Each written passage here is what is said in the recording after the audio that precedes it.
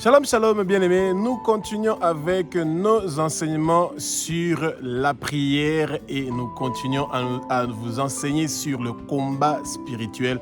Eh bien, aujourd'hui, nous allons parler de comment prier pour devenir l'ami de Jésus-Christ de Nazareth pour que tous les problèmes qu'il y a dans notre vie soient débloqués. Bien-aimés, ce que les chrétiens ne se rendent pas compte est qu'ils ont besoin d'un ami. Un ami qui est fidèle, un ami qui est juste. Et cet ami-là qui est fidèle, loyal et juste, il s'appelle Jésus-Christ de Nazareth. C'est un allié qui est inévitable dans la vie d'un chrétien, bien-aimé. Vous voyez, quand Israël est en guerre, vous voyez toujours qu'ils ont ce qu'ils appellent les alliés, des amis, qui viennent pour leur aider pendant les moments où ils sont en train de rencontrer des difficultés et des problèmes. Eh bien, c'est ça. Quand il y a des pays qui ont la guerre, ils ont des alliés, des amis qui viennent les aider. L'Ukraine a l'Union européenne, les États-Unis qui viennent pour l'aider. Eh bien, l'Iran est en train d'aider les autres islamistes qui partent pour attaquer Israël ou peu importe comment les choses sont en train de se passer. Mais bien aimé, vous vivez exactement la même chose. Vous avez besoin d'un ami. Un ami qui est fidèle, juste et loyal pour intervenir dans chaque difficulté et dans chaque problème que vous avez. Et Jésus est un Dieu qui est merveilleux, bien-aimé. Et il continue à se manifester dans notre vie. Il continue à nous montrer sa bonté. Et c'est pour ça que nous devons reconnaître sa bonté. Jésus, nous reconnaissons ta bonté envers nous. Nous reconnaissons ta grâce envers nous, parce que tu es un ami qui est fidèle. Nous reconnaissons ta grandeur, Jésus, parce que tu as apporté la lumière dans notre vie et que cette lumière continue à briller dans notre vie. Tu es le même hier, aujourd'hui et éternellement. Ta lumière nous accompagne depuis notre premier jour sur terre jusqu'à maintenant et ça va continuer à accompagner nos enfants et nos descendants jusqu'à la 3e, à la 4e génération. Jésus, ta sainteté apporte la guérison, le changement, la transformation dans chaque domaine de notre vie. Tu es saint, saint, saint, Seigneur de Jésus. Tu es saint, Éternel des armées. Tu es saint, Saint-Esprit. Tu es saint, Jésus. Que ta sainteté continue à se manifester en moi, en nous. Tu es notre ami. Et les amis partagent les bonnes choses qu'ils ont entre eux.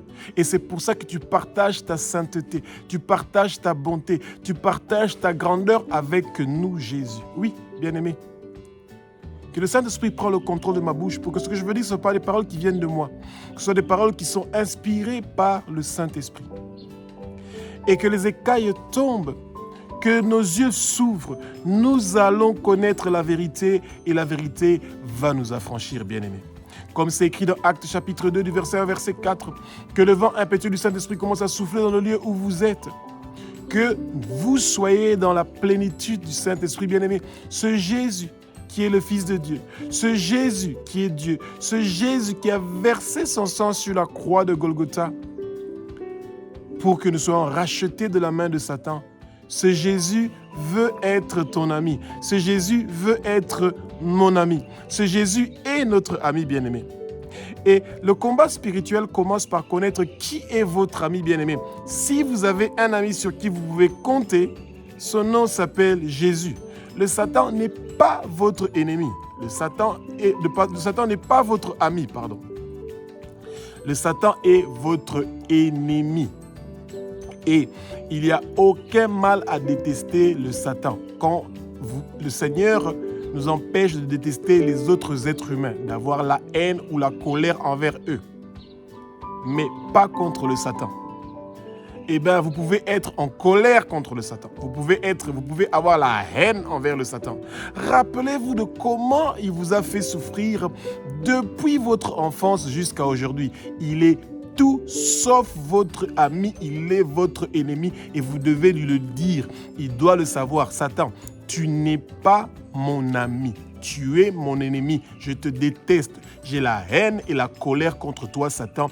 quitte ma vie au nom puissant de Jésus de Nazareth par maintenant. Tu n'as pas de place et de pouvoir dans ma vie au nom puissant de Jésus de Nazareth. Bien-aimé, que la lumière de l'amitié de Jésus, son amour agapé, l'amour agapé que le Seigneur a, il vous montre qu'il est votre ami et qu'en toute difficulté, dans toute maladie, dans chaque domaine de votre vie qui a des difficultés, qui a des blocages, le Seigneur est prêt à venir coûte que coûte pour vous aider. C'est pour ça qu'il a quitté son trône, qu'il est venu sur terre et qu'il a accepté de verser son sang sur la croix de Golgotha pour que votre amitié avec lui puisse briser les chaînes, détruire les barrières, pour que vous soyez libérés de ces cages spirituelles, de ces prisons spirituelles. Il envoie son tremblement de terre le plus grand et le plus violent pour venir sauver ses amis. Eh bien, bien aimé, si le Seigneur a envoyé son tremblement de terre pour libérer Paul et Silas de la prison, eh bien c'est parce que vous êtes maintenant son ami. Et que quand un ami est en prison, vous entendez qu'un ami est en prison, la première réaction qui sera, c'est celui de partir pour aider cet ami-là, pour qu'il puisse sortir de la prison dans laquelle il est. Et Jésus est cet ami-là, sur qui vous pouvez compter, qu'à n'importe quel moment, il est prêt pour venir vous faire sortir de cette prison, des problèmes et des difficultés et des maladies dans lesquelles vous êtes. L'hôpital n'est pas votre maison. Les problèmes des banques, des finances, vous ne réussissez pas à vous en sortir financièrement, votre santé est en difficulté, vous avez des problèmes dans chaque domaine de votre vie. Eh bien, Jésus a payé déjà le prix sur la croix de Golgotha parce qu'il est votre ami. Et comme il est votre ami, c'est cet ami-là que vous devez appeler dans vos difficultés. Priez ensemble avec moi, dites « Seigneur Jésus, tu es mon ami.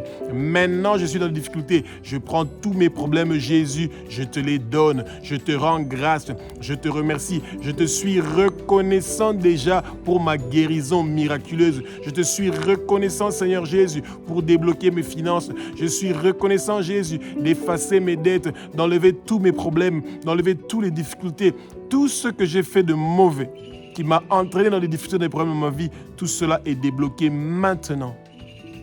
Parce que je suis ton ami. Parce que tu es mon ami. Et que les fruits du Saint-Esprit sont en train de se manifester en moi maintenant. Et que je suis en train de devenir encore plus ton ami. Et que je suis encore plus en train de te ressembler. Et je te rends grâce, Jésus. Je te remercie, Jésus, pour ce travail merveilleux que tu es en train de faire, pour enlever la souffrance dans ma vie, pour enlever la déception dans ma vie, pour enlever l'abattement dans ma vie, pour enlever le désespoir dans ma vie. Tu apportes la joie, l'allégresse dans ma vie, Jésus. Tu es un Dieu qui est merveilleux. Je t'aime, Jésus. Je t'aime, Abba, notre Père qui est aux cieux. Je t'aime, Saint-Esprit. Je vous aime parce que vous êtes là pour moi. Jésus, tu es mon ami. Tu es un ami que j'aime de tout mon cœur, de toute ma force, de toute mon énergie, de tout mon âme, Jésus. Alléluia. Jean chapitre 15, du verset 13, ou commencer à partir de 12, du verset 12 jusqu'à verset 15, nous dit ceci. Aimez-vous les uns les autres. Jésus nous aime et c'est pour ça qu'il est venu sur terre, pour mourir une mort horrible sur la croix, lui qui a commis aucun péché, parce qu'il nous aime. Et la parole nous dit que il n'y a aucun plaisir meilleur que celui de mourir pour son ami. Donc Jésus a accepté.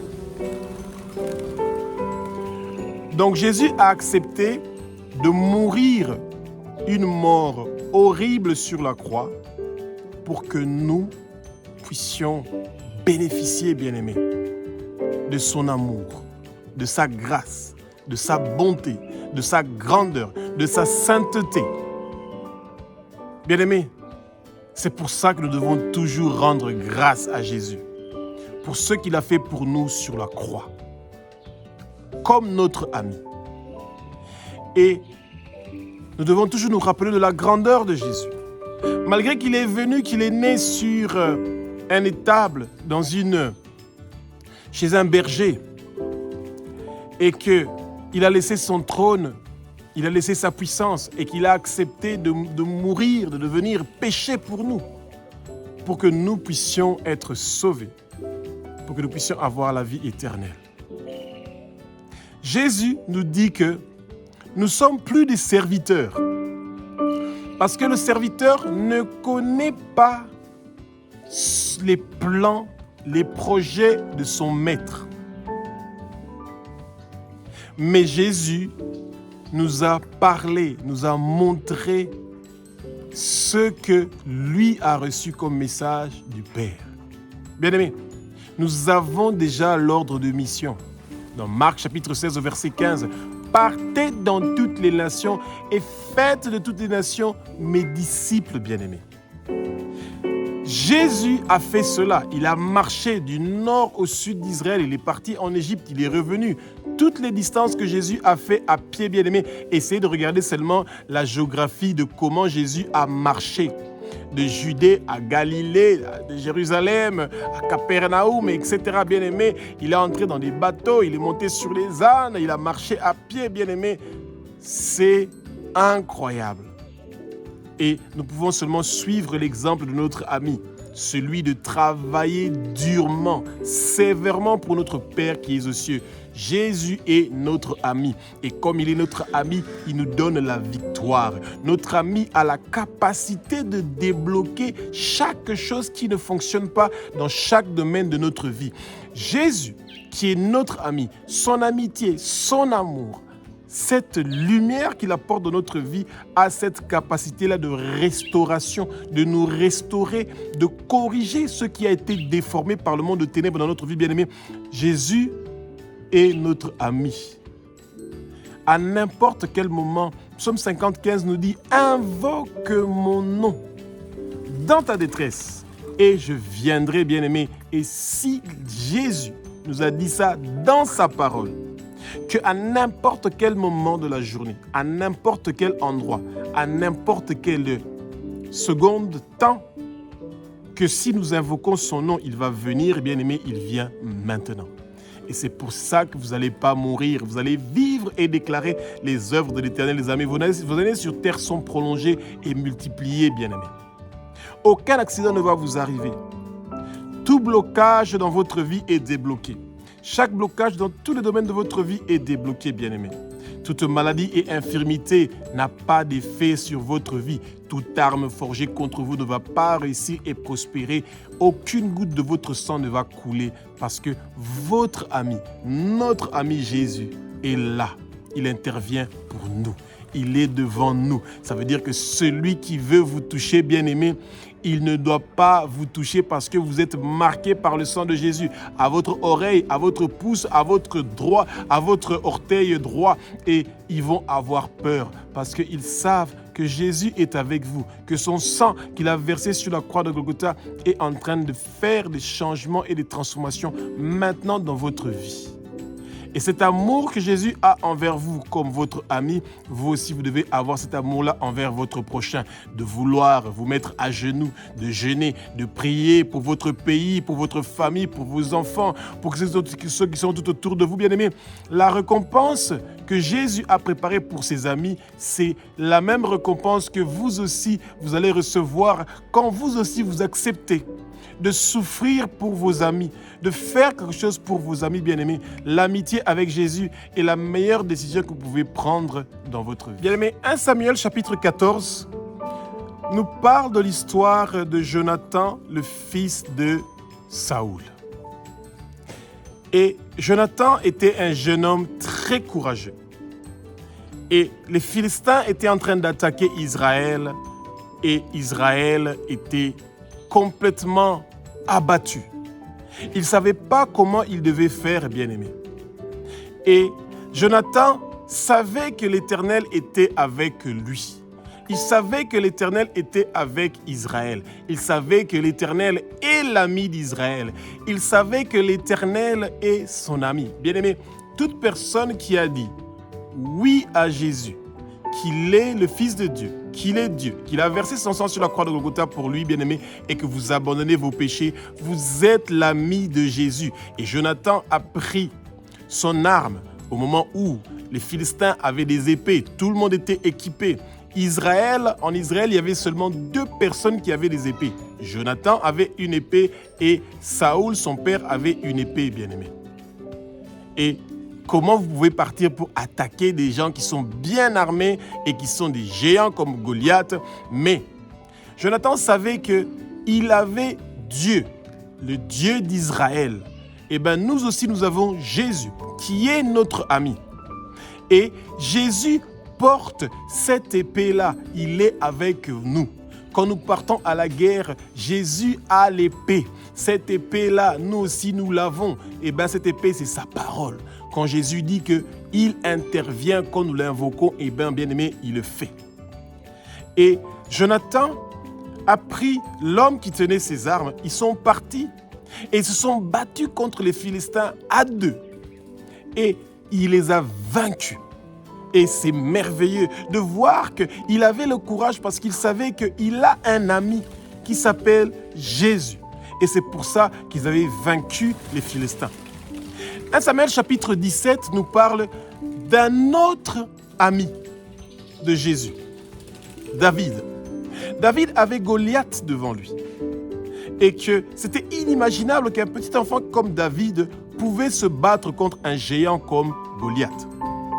Et Jonathan a vu en lui quelqu'un qui avait le même esprit, le même courage que lui. Quand il a vu David, comment David était en train de parler contre Goliath, eh bien, leur âme s'est directement rencontrée. L'âme de Jonathan et de David se sont rencontrées. Une amitié s'est soudée. Ils sont devenus des amis. Et leur ennemi n'était pas seulement les Philistins. Leur ennemi, c'est le Satan. Celui qui veut vous voler, vous égorger, vous détruire et vous tuer. Et quand vous êtes l'ami de Jésus, bien-aimé, eh bien, vous sentez cette force-là, ce courage-là de combattre les ennemis de notre ami. Et l'ennemi de notre ami, c'est Satan. Parce que comme Jésus est notre ennemi, eh bien, notre ennemi, c'est le Satan.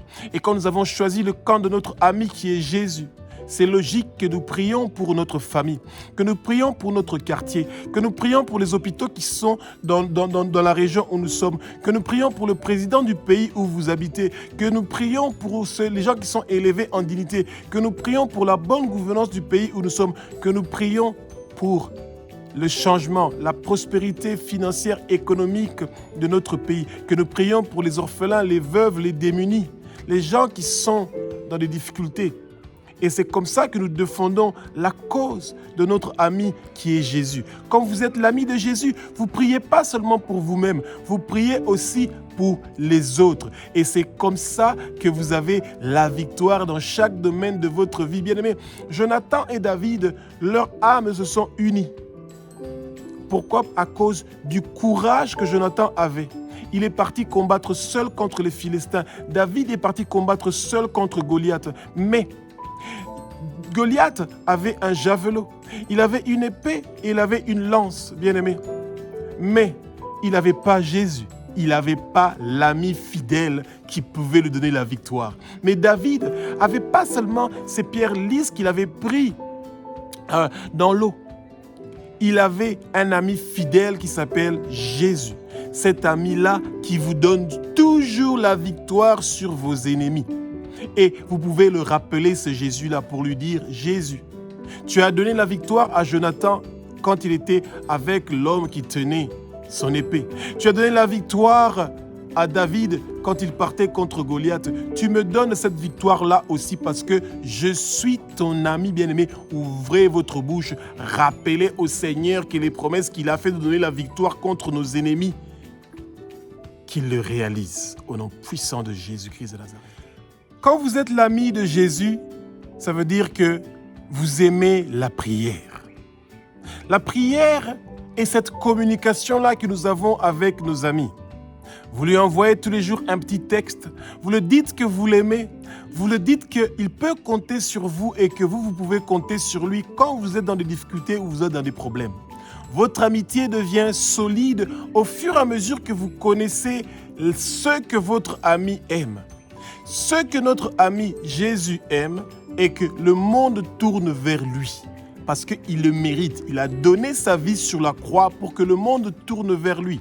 Et quand vous parlez de votre ami Jésus au monde entier, eh bien, cet ami-là est content avec vous. Eh bien, cet ami-là va parler de vous à notre Père qui est aussi notre Dieu, notre Roi. Et cet ami s'appelle Jésus. Jésus est « Je suis ». Celui qui était hier, aujourd'hui et éternellement. Il est le même, il n'a pas changé. Et quand nous sommes en train de prier cette prière-là, quand il entend notre voix, il est en train de communiquer avec nous, eh bien, il sent encore une fois que nous le connaissons. Et quand nous sommes en train de prier et que Jésus est notre ami, nous prions avec précision. Nous prions avec le désir que des choses se réalisent, que des choses se débloquent, que les malades guérissent, que les aveugles voient, que les boiteux marchent, que les sourds entendent, que les muets parlent et que les morts puissent ressusciter. Et que ceux qui sont perdus retournent vers le bon berger parce que votre ami, notre ami Jésus, est le bon berger. Il est le pain de vie et vous le présentez à nos amis. Votre ami est Jésus. Et vos autres amis qui sont autour de vous, bien-aimés, présentez-leur le pain de vie. Présentez-leur Jésus, le roi des rois, le Seigneur des seigneurs. Parlez de ce que Jésus a fait pour vous. Témoignez sa bonté, témoignez sa grandeur, témoignez sa sainteté, bien-aimés, et aidez vos amis à reconnaître la grâce qu'ils ont d'entendre le nom de Jésus. Il y a des pays où quand vous parlez de Jésus, vous êtes lapidés, on vous fait du mal. Et c'est à travers la prière, à travers l'intercession que Jésus vous donne cette force-là d'avoir aussi l'amour envers votre prochain, envers ceux qui sont dans les difficultés, les orphelins, les veuves, votre pays, votre famille, tous les gens qui sont méchants dans votre famille, qui veulent vous voir souffrir, qui veulent vous voir mourir, qui sont en train de vous maudire, qui sont en train de parler de vous sur les autels de vos familles bien-aimées. Ils ne peuvent rien parce que vous avez un ami qui est fort, qui est beaucoup plus fort que Goliath, bien-aimé, qui est beaucoup plus fort que ce Léviathan dont le Seigneur est en train de nous parler dans Job chapitre 41, il y a une description de cette créature monstrueuse, de cette tête que le monde est en train de craindre, ce Léviathan. Mais notre ami est beaucoup plus fort que ce monstre marin-là. Notre ami est beaucoup plus fort que Jézabel. Notre ami est beaucoup plus fort que toutes sortes d'addictions qui vous dérangent. Votre ami, notre ami Jésus, nous sort de toutes sortes d'addictions, à la sexualité, à la pornographie, à la masturbation, à la fornication, à l'adultère, à la désobéissance, au refus de prier et au refus de lire la parole. Notre ami Jésus, à travers la prière, nous lui demandons avec précision des changements et des transformations de notre vie, que sa lumière vienne dans notre vie. Et bien Jésus, quand il est notre ami, c'est ça, bien-aimé. Nous voulons qu'il emmène ce changement-là que nous voulons. Nous voulons avoir une autre dimension. Que quand nous prions, le vent, les paroles qui sortent de notre bouche partent avec un feu, avec une flamme pour faire des dégâts dans le camp de nos ennemis bien-aimés. Au nom de Jésus, vos prières deviennent des flammes. Vos prières deviennent le feu.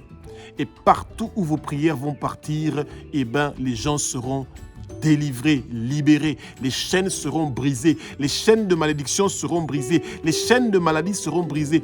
Toutes sortes de problèmes qui dans chaque domaine de la vie de tous vos amis seront détruits et brisés au nom puissant de Jésus-Christ de Nazareth. Quand Jésus est votre ami bien-aimé, vous êtes amical.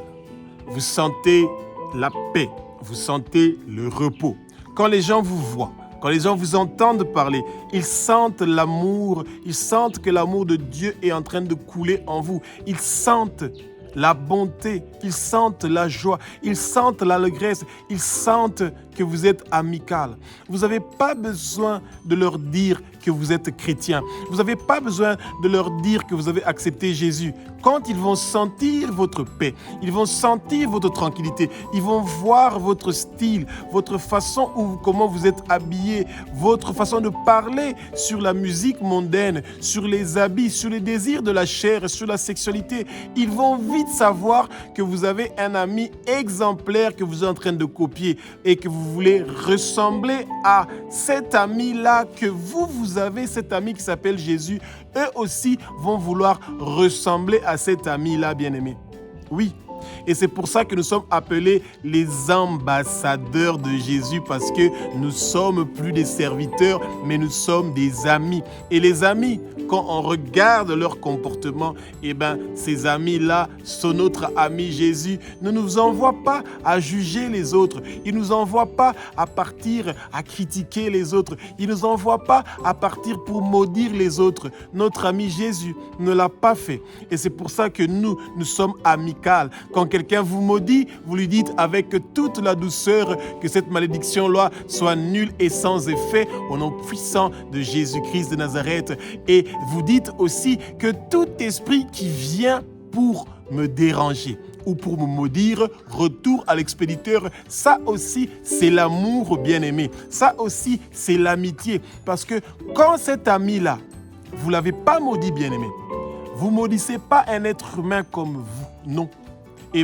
Vous retournez à l'expéditeur qui est cet esprit. Ce sont des démons qui viennent pour détruire votre vie. Et quand vous dites « tout esprit qui m'a envoyé des malédictions », retour à l'expéditeur, ça retourne à cet esprit-là. Pas à votre ami, non, du tout.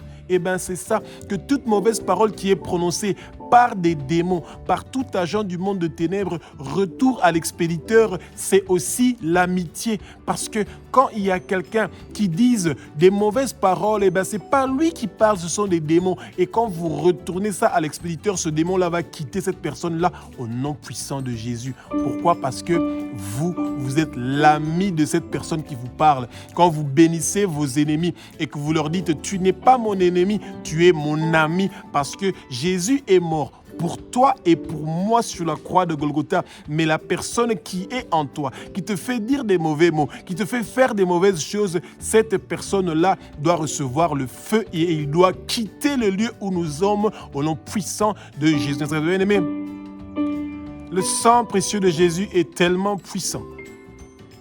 Cet ami-là, Jésus, a donné son sang pour que nous soyons délivrés, libérés, bien-aimés. Et quand les gens nous voient, ils doivent sentir l'amitié, l'amicalité. Ils doivent voir que nous sommes amicales, nous sommes gentils et que nous ressemblons à Jésus, que nous ressemblons au Saint-Esprit, que nous ressemblons à Dieu, que nous sommes en train de respirer la bonté, que nous sommes en train de respirer la grandeur, la supériorité, que nous sommes en haut et non en bas, que nous sommes la tête et non la queue. Et quand vous êtes la tête, vous montez, vous emmenez aussi vos amis. Et parce que Jésus est la tête, parce que Jésus est en haut et qu'il est notre ami, nous le suivons. Et nous aussi, nous sommes en haut et nous sommes la tête. Parce que notre ami est ces choses-là que nous avons. Parce que Jésus est notre ami, cet ami-là nous pousse à travailler. Jésus travaille 24 heures sur 24, bien-aimés. Et vous savez ce que les chrétiens de nos jours veulent? Ils veulent s'asseoir. Que la richesse les trouve où ils sont. Que les bonnes choses les trouvent où ils sont. Qu'une maison les trouve où ils sont. Qu'une voiture les trouve où ils sont. Que les bijoux les trouvent où ils sont. Que la puissance les trouve où ils sont. Ils n'ont pas besoin de jeûner. Ils n'ont pas besoin de prier. Ils n'ont pas besoin de lire la Bible. Ils n'ont pas besoin de fournir des efforts pour connaître leur ami. Mais ils veulent avoir tout gratuitement. Ils ne veulent pas travailler.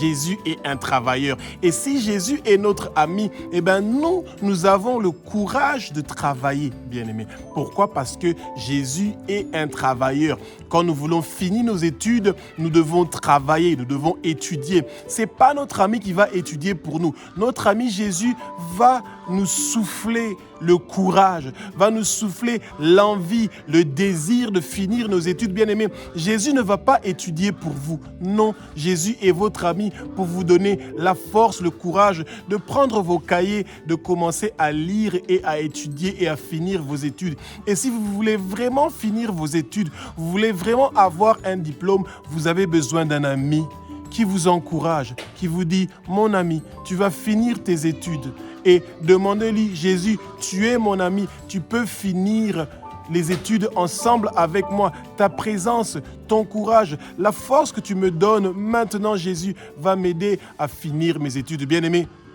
Jésus veut que vous travaillez. Jésus veut absolument que vous travaillez.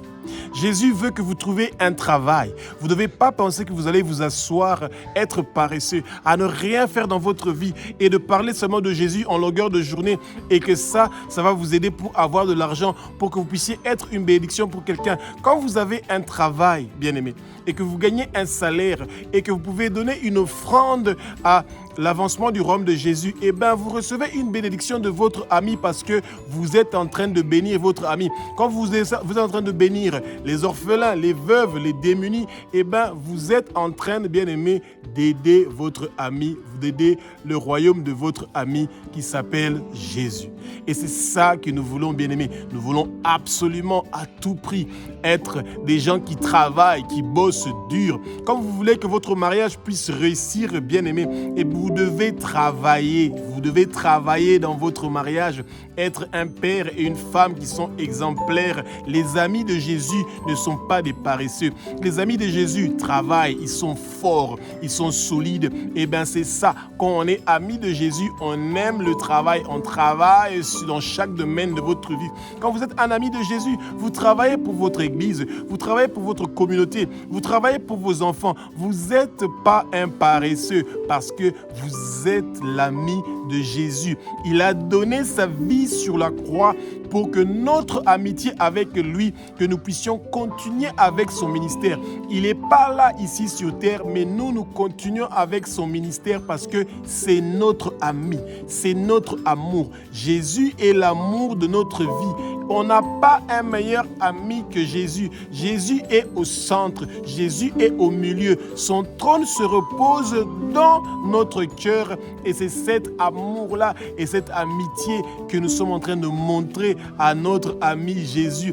Et nous ne faisons pas des choses pour montrer à Jésus qu'il est un ami fidèle, mais nous le faisons parce que nous sommes remplis de cet amour-là de notre ami qui s'appelle Jésus bien-aimé.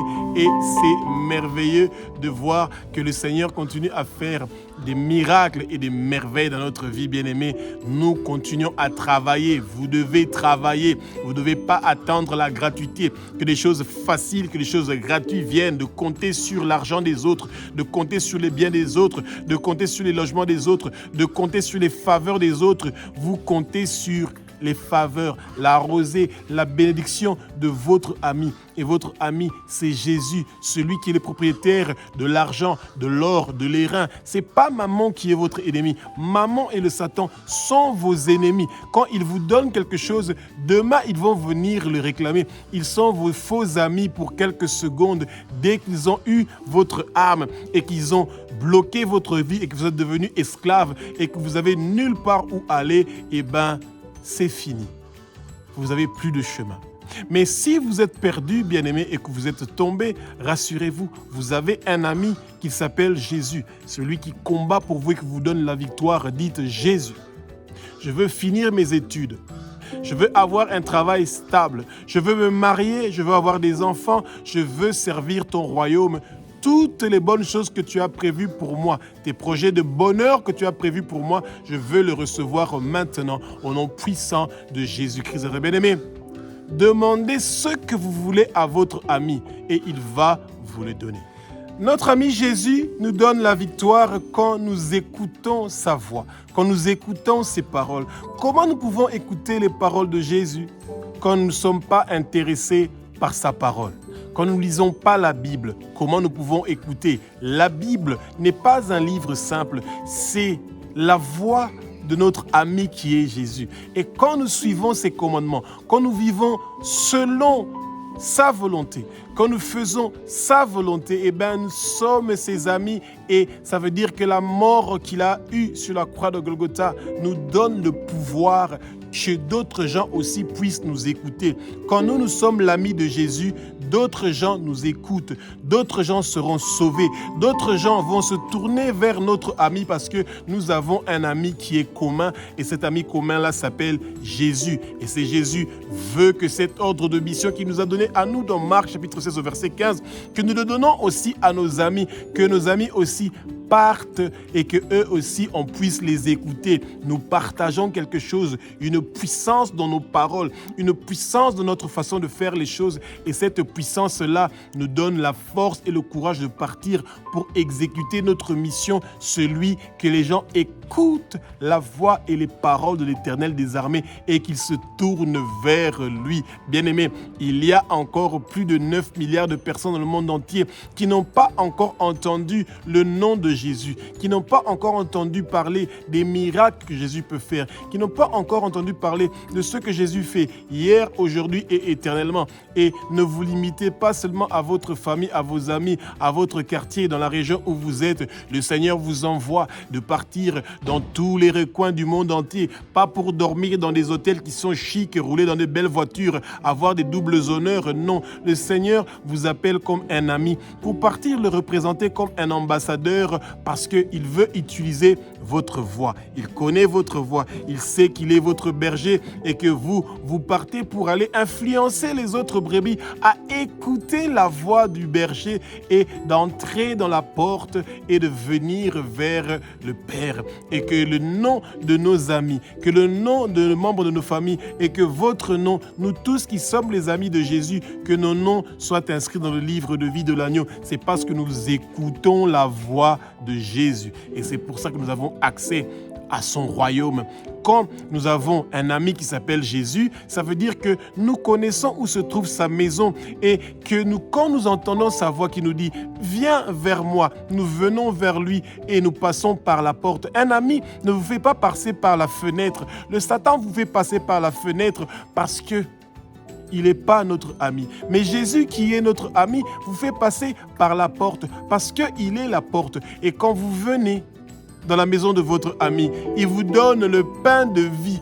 Pas un pain qui va expirer une fois que vous avez mangé maintenant. Non, il vous donne un pain que vous n'allez plus avoir faim, que vous n'allez plus avoir soif. Parce que sa présence amène une lumière et cette lumière-là fait que vous n'avez pas besoin d'électricité. Une maison où il y a Jésus, une maison où on est en train de respirer Jésus, eh bien, il ne pense pas à l'électricité. Il ne pense pas à quoi que ce soit parce qu'ils sont dans la gloire. Ils sont dans la lumière de notre ami qui s'appelle Jésus. Notre ami Jésus apporte le soutien et l'hospitalité. Bien-aimés, les chrétiens ne doivent pas toujours penser qu'ils vont manquer un endroit où ils vont dormir et vont manquer de quoi boire et manger. Parce que nous avons un ami qui peut subvenir à tous nos besoins. Et quand il n'y a pas un logement, quand il n'y a pas la nourriture, quand il n'y a pas la boisson, nous rendons grâce à notre ami. Nous sommes en train de reconnaître qu'il nous a quand même donné le souffle de vie et que les meilleures choses sont ceux qui vont venir après. Bien-aimés, quand nous pratiquons l'hospitalité à des amis, à quelqu'un de la famille, rassurez-vous que ce sont des gens qui sont aussi des amis de Jésus. Pourquoi? Parce que s'ils sont les amis de Jésus, l'hospitalité que vous allez leur faire va amener un plus. Là où 2 ou 3 se rassemblent, je suis avec eux. Vous pourrez prier. Mais quelqu'un que son ami n'est pas Jésus et qui vient pour avoir l'hospitalité chez vous, eh bien, il amène des satellites, il amène des appareils de contrôle, de manipulation, de domination dans votre vie. Et avec notre ami Jésus, nous pouvons détruire et neutraliser ces choses-là, bien-aimés. Et c'est pour ça, si vous avez des gens dans votre maison qui sont des Judas, ne soyez pas inquiets, bien-aimés. Dites, Abba, notre Père qui est aux cieux, notre Dieu, notre Roi, Jésus est mon ami. Son sang précieux qu'il a versé sur la croix de Golgotha est en train de neutraliser toutes les antennes, tous les appareils de communication qui ont été placés dans ma maison, dans ma vie, pour me surveiller, pour me contrôler, pour me dominer, le sang précieux de Jésus sont en train de les rendre aveugles et de les neutraliser complètement. Je porte l'armure spirituelle de Dieu. Je porte l'armure spirituelle de Dieu. Jésus, tu es mon ami qui a le dernier mot sur ma vie. Que toute personne qui cherche des informations sur ma vie pour me préparer un trou, un piège, qui veut mettre des forteresses sur mon chemin pour que je ne puisse pas percer dans la vie, eh bien, ton feu, ta flamme, toi qui es mon ami, ta lumière est en train de détruire toutes ces choses-là. Les chaînes sont en train d'être brisées. Les chaînes de malédiction sont en train de briser. Les chaînes qui avaient attaché mon étoile, ma destinée, sont en train d'être brisées et je reçois la percée maintenant. Au nom puissant de Jésus. Bien-aimés, parce que Jésus est votre ami, vous avez la victoire. Et quand vous êtes en train de prier, rappelez à Jésus toutes ces bonnes choses que vous voulez dans votre vie et qu'il puisse le faire selon sa volonté et non selon votre volonté. Et votre ami, vous pouvez toujours le demander ce que vous voulez. Et quand il l'a, il va vous le donner. Mais Jésus a toujours ce que vous avez besoin. La seule chose qu'il nous demande de faire, c'est de suivre ses commandements. Et comment savoir quels sont ses commandements? Eh bien, c'est d'étudier sa parole, c'est d'écouter sa voix. Que celui qui a des oreilles écoute, que celui qui veut vaincre le Satan qui est notre ennemi, eh bien, il doit avoir comme ami Jésus-Christ de Nazareth, le roi des rois, le Seigneur des seigneurs, et que la plénitude du Saint-Esprit vienne en nous, que le trône de notre ami Jésus vienne s'installer en nous et que le fruit du Saint-Esprit puisse grandir dans nos cœurs, que nous devenons des arbres qui vont produire des fruits qui sont mûrs, qui nous donnent la victoire.